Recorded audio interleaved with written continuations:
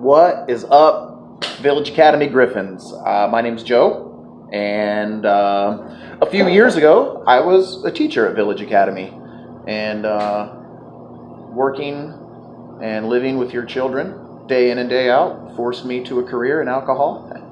It's not totally true, but I am really grateful that I was able to be a part of this, at least indirectly. Couldn't be there tonight. But Heidi did a great job selecting some beers for you all. So I wanted to kind of give you a quick rundown of how they all taste and why they taste that way. You should believe me because I have a big beard and I'm drinking at work.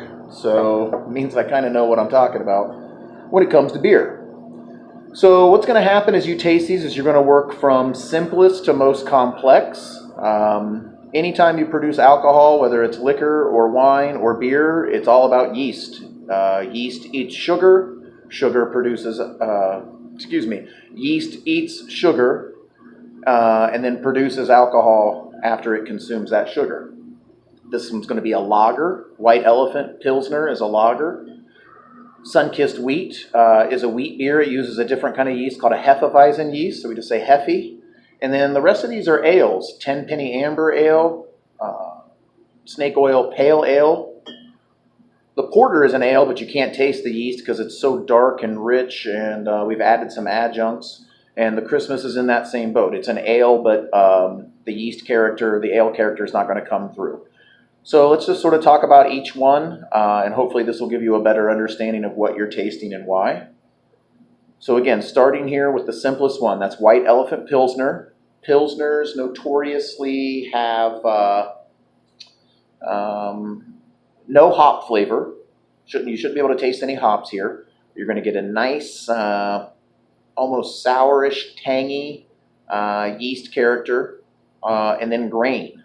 There's a lot of malt in there, malted grain, very lightly roasted, and that's why it'll be a light golden color.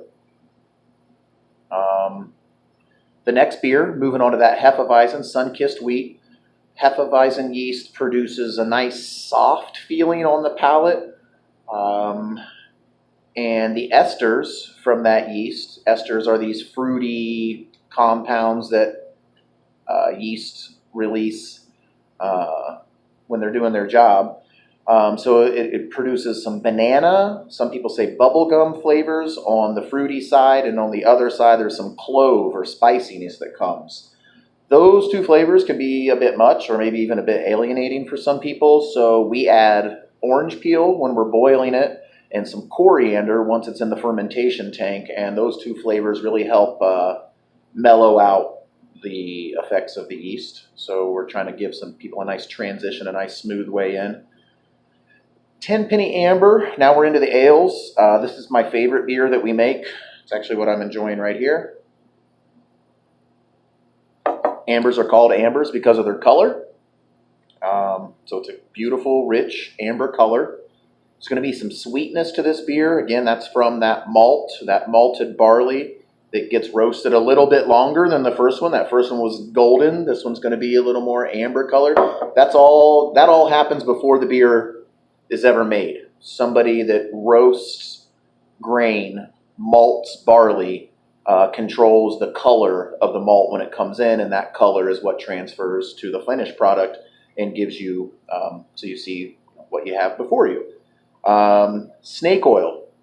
This is a pale ale, so it's pale in color. It'll be paler than this one, but it's also an ale, so it has some of those fruity esters. But this is really a hoppy beer. This is one of those trendy things. This is borderline an IPA, okay? So when you smell this beer, and you should smell beer every time, before you ever put it in your mouth, make sure you give it a nice, long, full draw with your nose. Try not to get any on your nose. I'm kind of notorious for that.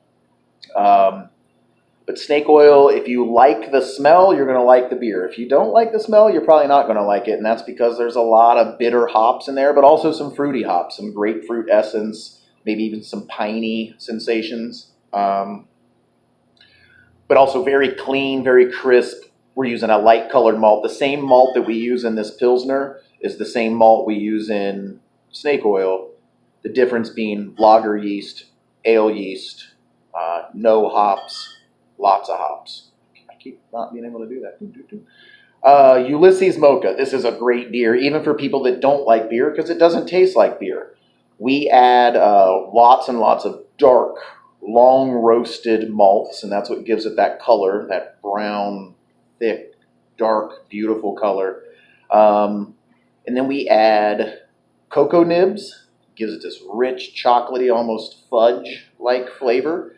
And then coffee. So after the beer is completely done and it's ready to be kegged, we make a gigantic batch of coffee and pump it into the tank, and that's what you'll have. So you'll have a mocha beer.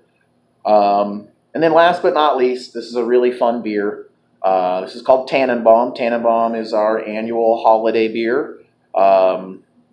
We make this with 90 pounds per batch of fresh local ginger. I like to say it has more ginger than my beard. 90 pounds of ginger, some orange peel that you might be able to recognize from the sun-kissed wheat. So we use that ingredient in 2 different beers. And then cardamom, which is extremely expensive, sort of a cinnamon type flavor. So yeah, I hope you get a chance to enjoy all of these. I certainly enjoy talking about them. And I really appreciate you guys letting Homestead be a part of this. Go Griffins!